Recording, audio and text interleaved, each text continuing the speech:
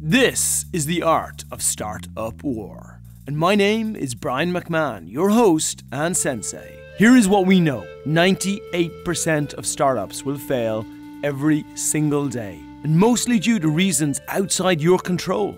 The Expert Dojo Startup Accelerator, we look to even up the playing field by sitting down with the greatest minds in startup investment right here in our studio in Silicon Beach, where we look to shine a light on your path to success.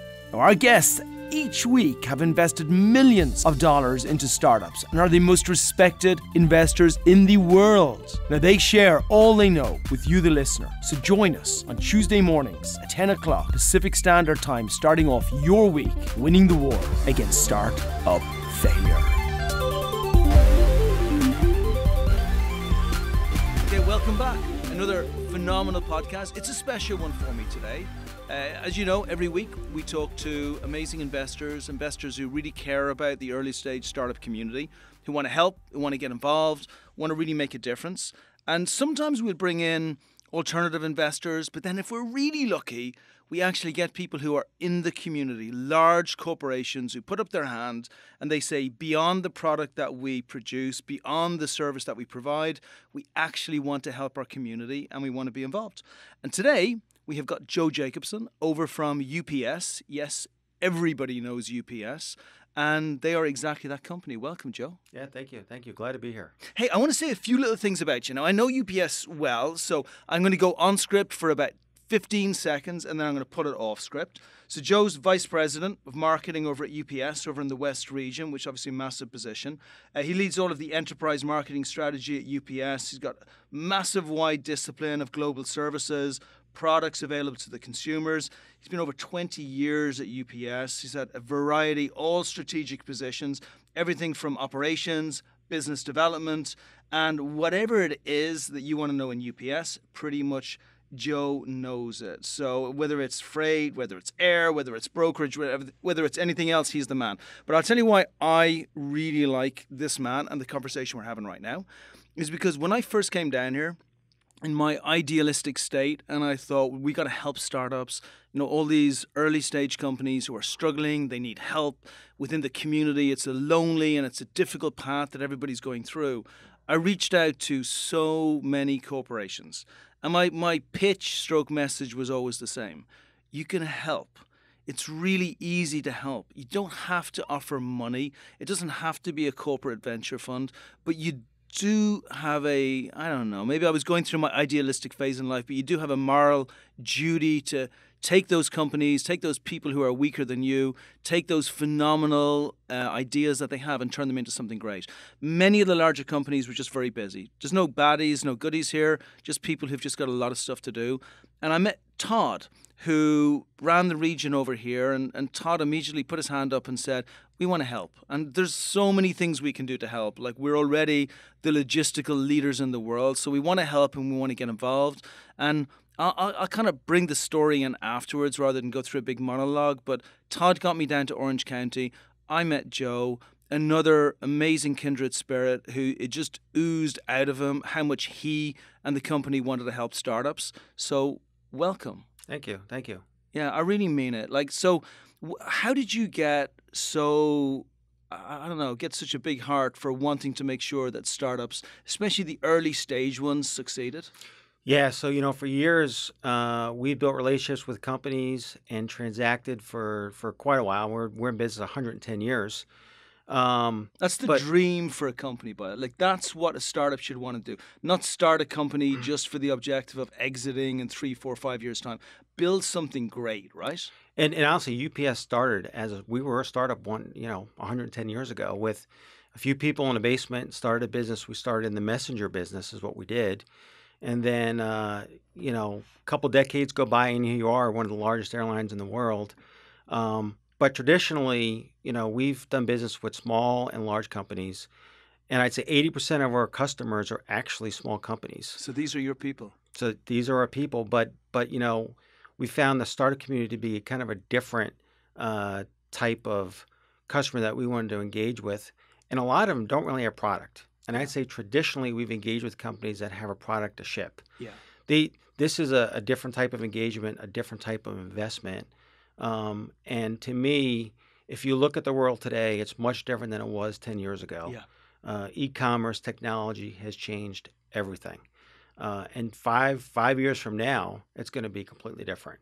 Yeah. So to me, the startup community provides us a great way to try and disrupt ourselves. Beautiful. Because I think large companies need to do that. And I if love you that. don't I disrupt love that yourself, term, to disrupt yourself, to find ways on the outside to actually see how you can continually reinvent yourself and innovate to a level where you're always in that place where people are looking to you as the leader. and consumer behaviors continue to change. Their expectations continue to change. And you think about generations to come. Their expectations of what they're going to expect from a service or anything is going to be completely different. So I think large corporations need to be open to hearing about what's to come, and that's a big part of why we've got an interest and want to engage. But we started as a like I said, a startup ourselves. Yeah. And if we didn't get that type of help in the beginning, then we wouldn't be where we are today. So why wouldn't we want to give back to the communities that we serve? And that's a big part of the interest we've got. That's the big circle. And I felt that when Todd said to me, when he first said to me, look, we have this competition. What we want to do is not just help startups, but in UPS, we want to be seen to be showcasing the greatest companies and helping them get to, so they can stand on our shoulders a little bit. So I went down to the conference stroke competition that you had, and it was beautiful. There's like 10 companies all pitching. They were chosen from. Share us a little bit how it works, because I know the final, the finalists will be chosen by the UPS staff themselves. So you're actually sharing it with your staff. But just talk a little bit about like where the competition came from, especially how people can apply for the one you have next year and what you want to achieve from it. Yeah, so about 3 years ago, we were looking for a different way to connect with companies that were looking to expand their global footprint. And we had traditional symposiums or events that we found over time were getting somewhat stale. We wanted to do something different. So we started the Export Challenge competition at that time, which was kind of like a Shark Tank type of pitch event. We did it in one of our markets, and here we are 3 years later. We do it in every one of our major U.S. markets. This year we did 13 contests in total for all of our business units in the U.S. And what we wanted to do was a little different. So last year we did all individual contests. This year we pulled them together. So we've got the individual contest, and then we're doing a national runoff where it's a virtual vote-off for our employees across the U.S. We've got 300,000 U.S. employees. They've all got a chance to look at 90-second videos from each of the 10 contestants. They're voting now. Voting will close this week. Beautiful. And they're going to pick the top 3 contestants. Awesome. They're going to have a chance to travel outside the U.S. and do a final pitch off in front of UPS's most senior leadership, and have a chance for cash prizes. So we're excited about it. We're looking forward to it. Every year we've tried to evolve this contest. This was a great evolution for us as we've gone into this national event. Yeah. And next year we're looking to evolve it even more. I love that. And you know what I love? It's not just the money, because I want to say it's easy, but it's not massively difficult to produce the money. It's the fact that not just you, but all of the big dogs were down there. When I went down to the Orange County one, you had people flying in from Chicago, vice presidents in from Chicago, from all of the other regions. Like, all of the senior UPS management were stepping up and saying, this is important to us as a company, and so important that we're going to come down here, spend 2 or 3 days, be at this just for this, and then bring the startup to the final that's going to be there. That says a lot. Yeah, this is one event we do once a year for our global leadership to come together and talk about important company issues, strategy, and kind of take a look at the last year and where the company's going. And with the support of the startup community, I think it's a great stage for us. It's a great chance for us because we want to learn from this community as well. And I think we have just as much to learn as the companies to learn from us. Yeah. And that's why I think it's important that we do this, and we're excited to see it happen. It's huge. And look, I'm gonna hit our listening audience with a tiny criticism here, based on what I hear every day over at the dojo. We have companies who come through who'll say, I want to get investment. I'm going to say, perfect. Have you worked on your branding? Have you worked on your business development? Have you worked within your region? Have you looked at your customers? And they'll go, yeah. But can you just tell me who the investors are? And what I love about the conversation we're in right now is your real world survival is about how deep are you on a value proposition with the larger companies which are inside your market.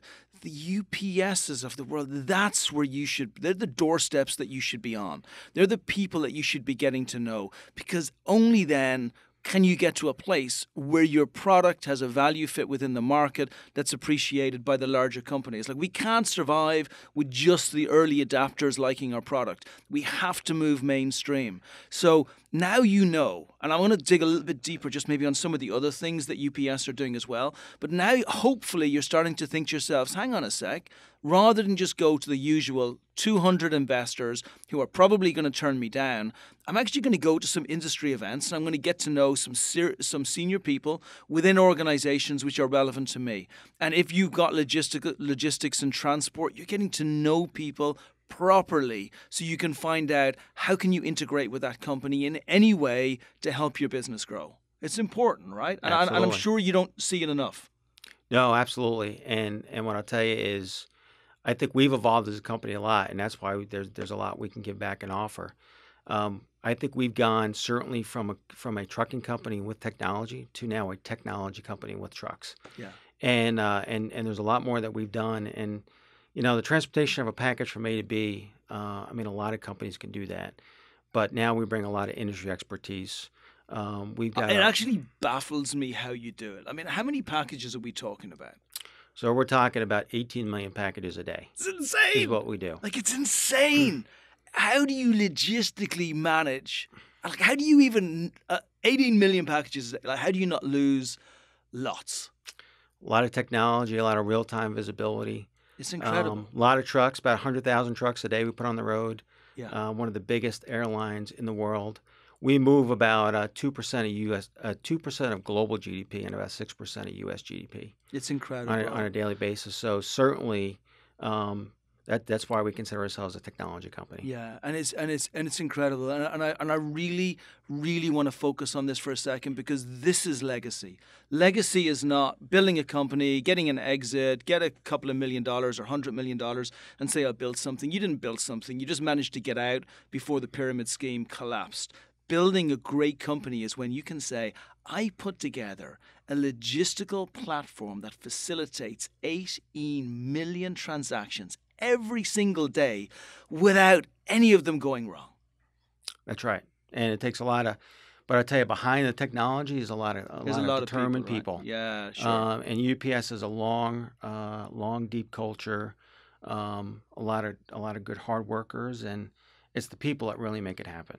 I mean, the technology makes a difference, but the people by far is our biggest asset. Would that be your biggest advice? I know you see a lot of startups, you're helping a lot of companies that are coming through. What would your biggest advice be as far as taking it from that early stage startup stage when we're poor and we're weak and we've got ambition but we don't have much else, to getting to become a major corporation?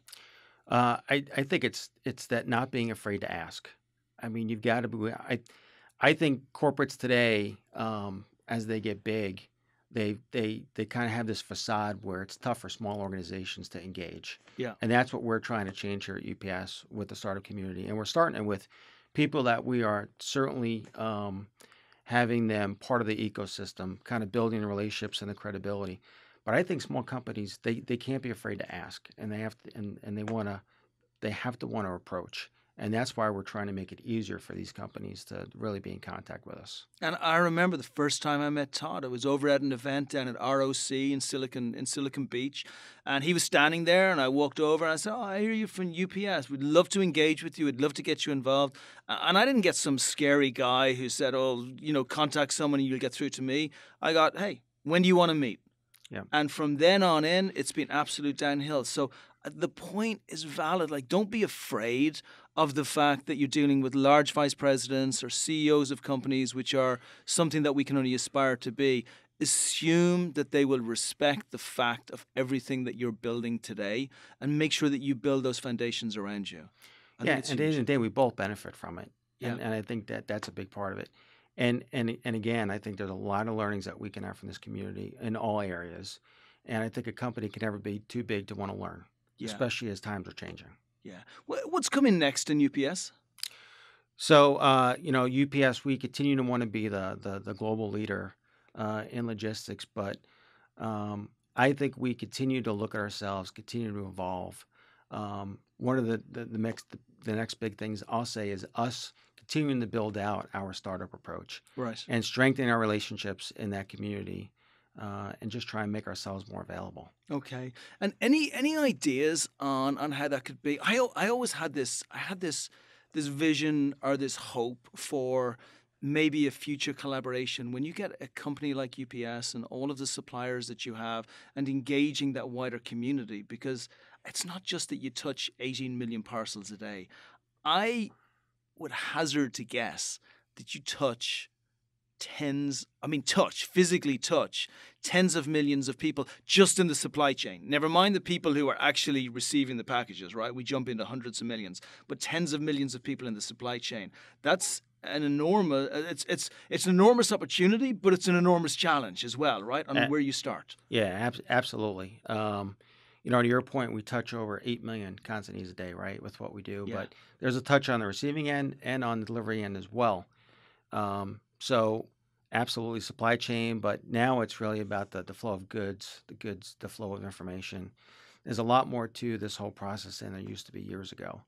And we're excited to be part of it. And so, for anybody who's ever looking to get in touch with UPS, now the front door is an easy door, which is the competition. The only thing I never got is you have this phenomenal competition, and I know there's going to be a lot of you listening who are going to say, "Well, I didn't know about this competition." Well, find out about them, and if UPS are not in any way tied into what you do, maybe you do some form of actually. I think it's hard to find an industry where UPS would not be potentially tied into you if you're bringing innovation to the world. But the same principle applies everywhere. Like, find these great competitions where you're being offered to be showcased. There's no cost. Not only is there no cost to get into the competition, right? Those companies who make it through to the Export Challenge final, which is going to be, can I say where it's going to be held? Sure. It's going to be held up in Toronto, up in Canada. You're going to be sitting in front of the biggest people in UPS in the world, right? Yep. Like, why wouldn't you enter that competition? And we're going to do another one this year into next year. How can they find out about the other one? Will they be able to find it in the UPS page somewhere? So we're building that out, and then we'll probably start to probably in the second quarter is when we'll start to talk about that one. But your question to me about UPS in the startup world and how do we get out there? Well, we've been dabbling with startups, I'd say, for some time. In the last year, we've really tried to change our focus and really make more of an effort towards it. But because it's only been a year, we're still learning, and Yeah. we're partnering with folks like you Yeah. and figuring out the other organizations to do this. I'd be crazy to say that I know everything up front now that we need to do. But certainly, as we build out our network of connections and partnerships with folks like yourself, is when we will start to get the word about that next contest to look like. And that'll be certainly more focused around startups. Yeah. And just so for all of you listening who are thinking, I want to get access to the next competition, obviously, as Joe said, it's going to be launched as soon as we finish this one, which is going to be in about 2 months' time. Just reach out to me. If you reach out to Brian at Expert Dojo, I'll keep you updated on how the competition's going and where you are. Other than the competition, what would you suggest? Like, I'm an early stage startup, I'm sitting in Boston. I think to myself, oh, I have this security software. I think the security software would be great for logistics and to be able to make sure that I keep UPS safe. We're still a little bit early stage, but we're proven, and I want to start the conversations. Yeah. What should they do? Yeah, absolutely. I'll tell you what, they can certainly reach out to me. And I've got a team of folks that are dedicated to working with nothing but startups. And my email address is jrjacobsen, JRJACOBSEN at ups.com. Reach out and we can absolutely connect them. That's beautiful. And so, let's say it wasn't UPS, just within these large organizations. What do you suggest? And by the way, thank you for that, because that says more than advice or anything. It's the fact that you're prepared to give up time to help startups be able to get to where they want to go to. But is there a smart way for a small baby, teeny weeny, I'm just beginning and I've got hopes and dreams and nothing else, to be able to actually get seen and heard by boards within a larger company? It's interesting as we've gone down this journey over the last year, and I've talked with many other corporates about the journey that they've been on. And I tell you, I can't say there's one way that companies are doing this. It could be marketing, as in our case, it could be procurement, but probably the procurement route is probably the best way to go, depending upon what their product and the company is. But I've not found that, if you look at corporates, most of the time it's through this arm. It's been a variety of different ways. And I think you also said it at the start, is you have to be prepared to outreach. Absolutely. There's a bunch, like it's not that it's hard. And I think as well, okay, so we're in this, I'm going to sound like an old guy now. So, and remember, I deal with technology all day, so I like technology. But I watch my 11-year-old, and he's all day playing with online. And I think if I said to him, hey, Liam, I want you to reach out and I want you to get access to this company, he would immediately go online.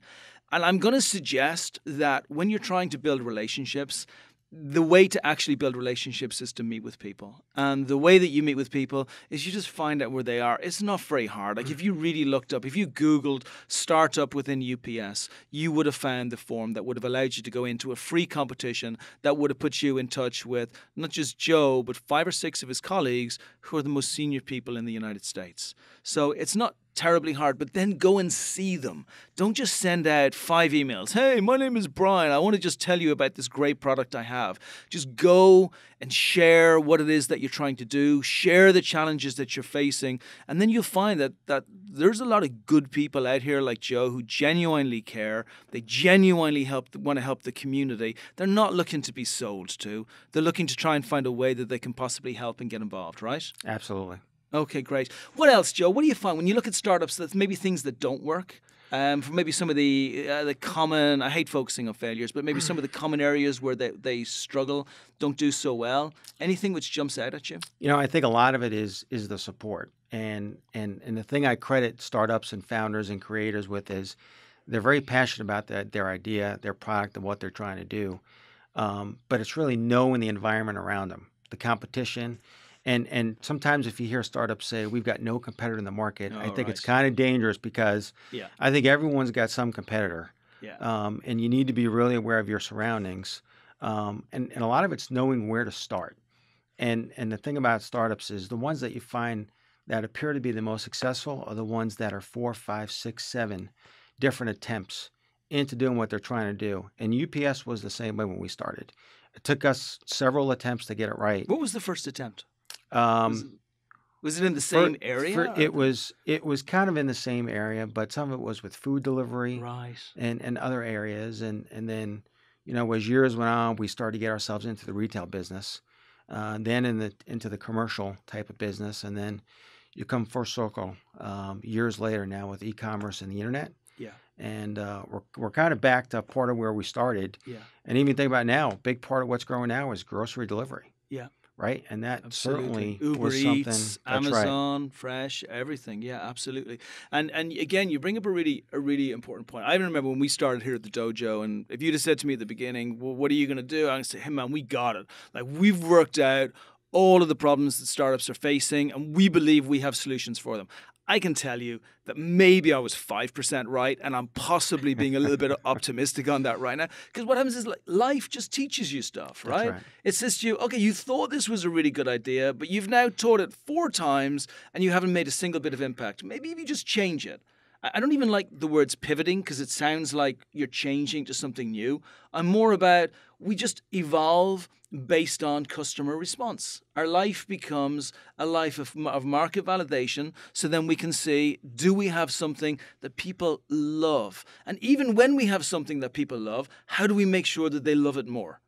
That's right. And the world we live in is a much different place with technology. And I heard some stuff a couple weeks ago where I think it took the TV something like 13 years to hit 50 million users.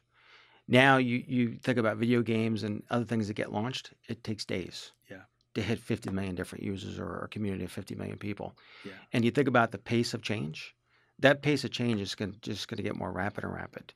And that's why I think companies need to be looking at different ways. It's true. It always fascinates me how Apple did what they did. Like I have an Apple laptop out there.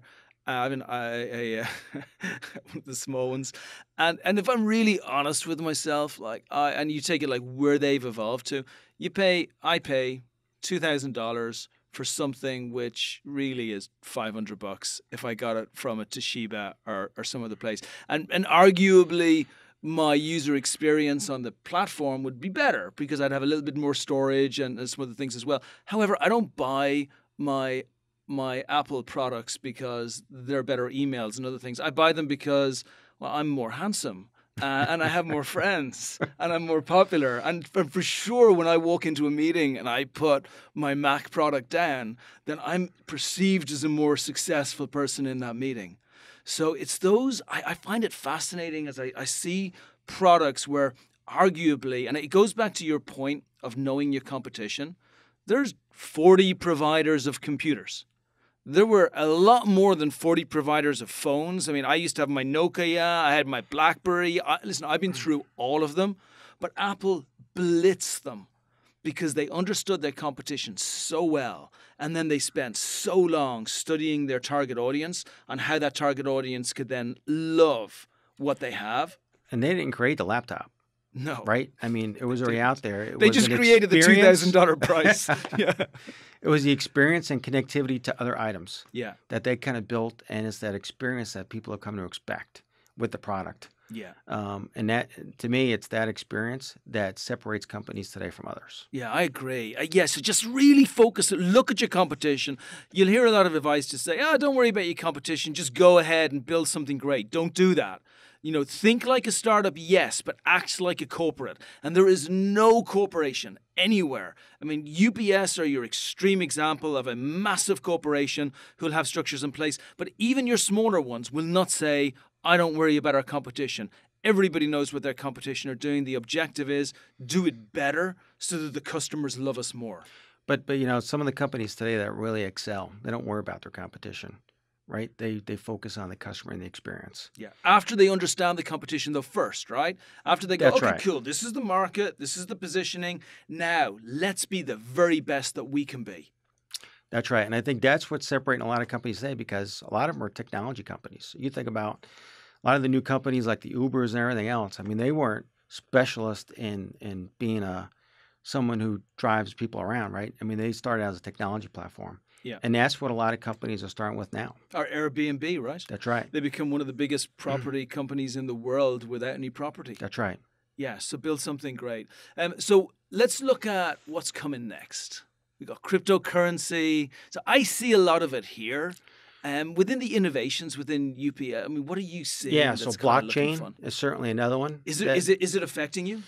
So blockchain is something that we'd certainly have a big interest in. Yeah. And we're looking for companies that we could do some testing with blockchain technology. You don't take Bitcoin or cryptocurrency yet for product, right? That is correct. That is correct. Yeah. It's a scary world, right? It's certainly a changing one. I had somebody 2 weeks ago say to me, cryptocurrency, it's awesome. I have made so much money. I've doubled my money in 2 weeks. And then I met him last night over a beer and he said, I just lost my money. But next week he'll make it again. But it's a crazy world.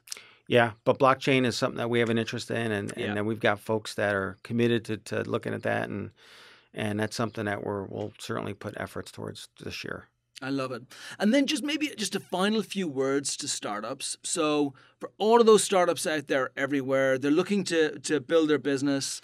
They want to make sure that they get the absolute maximum. I'm going to say now, where we are right now is let's forget about institutional investment, forget about product development. You've already got your product development done. You want to build up a stock of the greatest corporates around you and make sure that you're adding value to those companies. So you're now putting yourself into the startup shoes. That's right. You're going into UPS. You have done exactly what you have suggested, or I would say me so I don't confuse people. And you've gone in and you've gone through the front door and you met a Todd at one of the events. And then Todd's arranged a meeting for you and you're going in. How do I look, smell, feel, and talk to have the best results within the corporation that I possibly can? Well, so that's why I've got folks dedicated to startups, because they understand the challenges, they understand what they're looking for.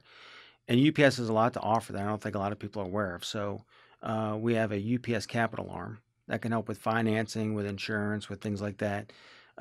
We have a vested interest in Could we investment. stay on that for a second? Sure. Maybe just go a little bit deeper into Yeah. that and share with us how the capital arm works, maybe some investment. I know it's not specifically your area, but just generally the types of investments that are made, types of products they like investing into. Yeah, so we offer flex partial insurance, which is for companies that do a lot of shipping, Yeah. where it's better for them to have a policy.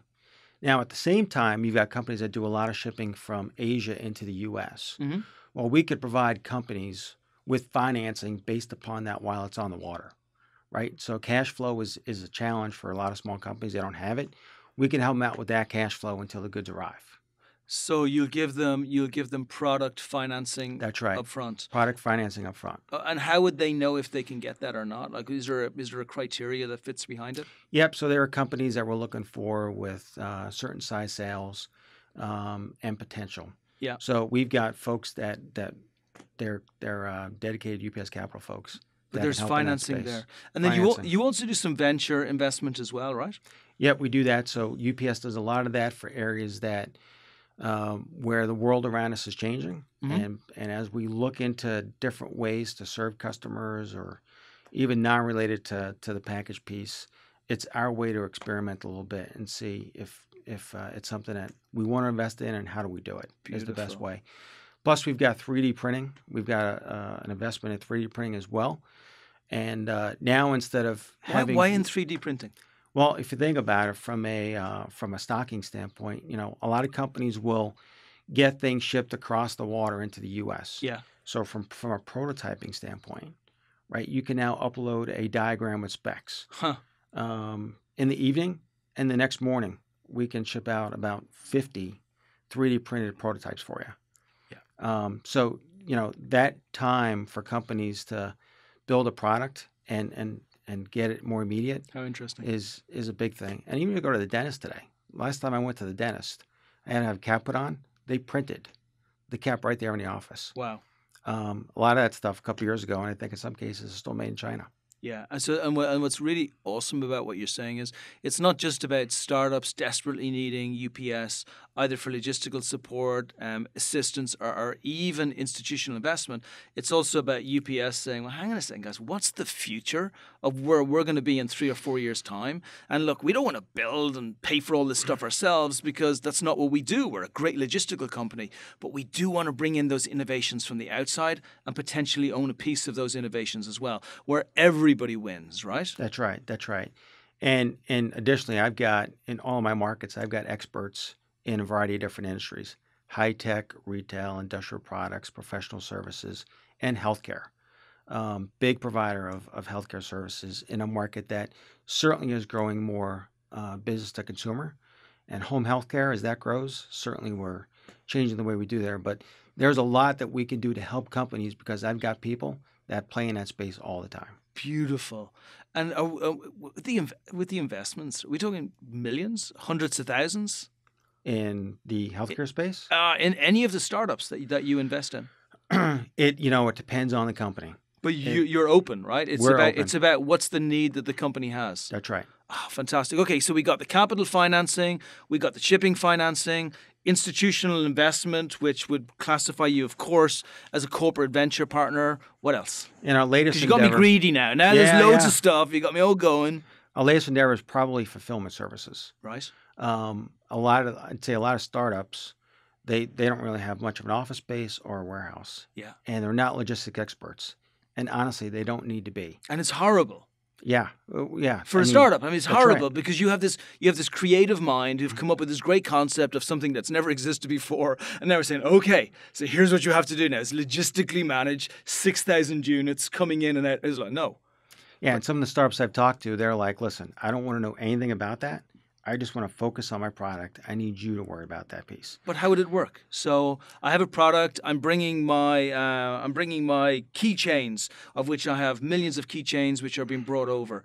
Logistically, what would you provide? So certainly we could bring that over in any way they want, whether it's ocean or whether it's air freight. Bring it in, help with the customs clearance piece, and then put it in a warehouse of our own, and they can manage it through a portal. Saving them the cost. They don't have to worry about getting their own warehouse, their own processes, their own logistical people. We could take care of all that, and they could honestly just manage it through technologies and platforms. But why would everybody not do that? Well, it's a changing world, right? And I think the way companies started even 10 years ago are not the way they're starting now, which is why we're enhancing what we could do to these companies so that they don't need to go the traditional route. Yeah, if it's your non-core, and this goes for everyone, every single thing we do as startups has got so much capacity for failing that the fewer that we have as our core services and the more they are about actually just making sure the product works for the consumer, the better it is. Like for me, if it's marketing, if you can help it, don't do it yourself. If it's development and you suddenly decide you're going to be a part-time developer to develop your website, then you're crazy. And I really put logistics in the same space as well. It is incredibly difficult to manage a high number of activities coming in and out of your warehouse on an hourly, daily, or weekly basis. And it's a bunch of stress when things aren't being delivered and you don't know how to go through the supply chain to find out what went wrong with it. Yeah, especially startup companies, you've got very few people that wear lots of hats. I'm getting anxiety just thinking about it. Yeah. Yeah, let them focus on building their business and finding their customers. And let you do the logistics. And let us do the rest. Yeah. Have we got more? I mean, that's... I'll keep on, because you keep on throwing stuff, so I'll take it. I'll take it all. Yeah, I mean, we do warehousing, distribution, which is a bit different from the fulfillment side. I mean, I could probably go on and on and on, but air freight, we're the biggest brokerage clearance company in the world with the number of international transactions that we handle. There's a lot that we do. In the 111 years that we've been around, we've continued to expand our portfolio and try to be as much as we can to everybody. And you know, what I really want everyone to take away from this podcast today is this is a smarter road. And by building up strong connections within the corporate space, you're building a foundation for your company. And Joe mentioned something at the beginning, which is make sure that you've got a really strong team around you, make sure that you've got a really strong product, you're focused on what your unique skills are versus your competition, and then you go forward and you build something great. And you can only do that if you have a strong foundation. And a strong foundation does not equal starting your business, get a bunch of money, race really fast, break things, and hope that you're going to be okay in 2, 3, 4 years in the future. It means build a foundation of great companies that are around you who are aware of your product, helping your product, and helping you get to the place where you can truly, truly act like a corporation and be recognized for what you're actually achieving in the world. So really, just as an actionable next thing to do, I would love everybody listening to take out a piece of paper or take out your laptop or your iPad and just take the top 5 or 10 large companies who are really impactful in your space. If UPS isn't there, I'd be surprised. And then reach out, not necessarily everybody reaching out to Joe at the same time, but reach out to the companies that are relevant for you today and try to get an understanding of how you can improve your product and how you can make deeper relationships in that space. I promise you 2 things. First thing I promise you is this is not an immediate gratification thing. You're not going to call someone, they're going to go, that's an amazing product. I want to invest in you. I want to help you. I want to get you further. That's the first thing. The second thing I promise you, it will be the most important relationships that you'll build for your business for a medium to long-term basis, because these are the people who are going to help you grow when you really need it in the future. Is that fair? Absolutely. Yeah, it's perfect. Yeah, and I want to also finish by saying, I want to say a thank you. Thank you. I have, not just for coming here today. We have about 400 companies came through last year. We'll have about 2,000 companies come through the program this year.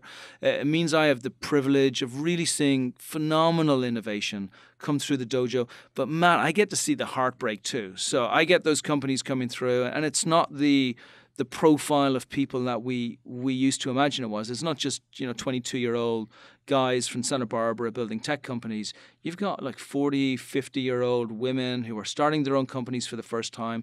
They can't afford to fail 3 or 4 times and then go to fail conferences talking about how epic it is to lose your house and get divorced and have nothing left. Like, the more support and help they get, the higher the possibility of success.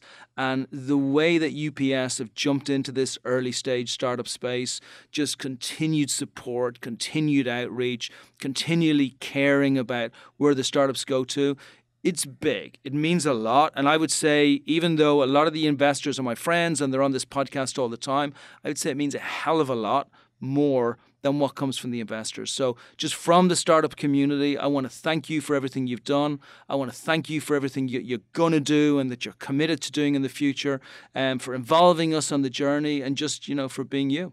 Yeah, no, Brian, appreciate the time. This was exciting to do, and we're excited about being deeper and deeper into the startup community. Okay, thanks, mate. And listen, everybody out there, give some love to UPS. Tweet them out. Put some Facebook posts. They're doing great things for the startup community. Make sure people know about it. Thanks, Joe. Thank you.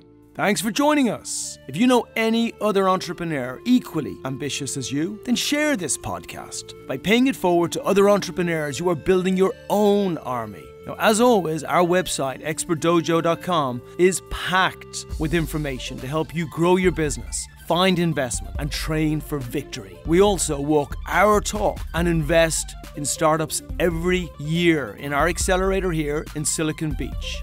You can always reach out to me at brian@expertdojo.com, and I look forward to being back here again at our regular time next Tuesday, 10 a.m. with another of the world's top investors, helping you win the war against startup failure.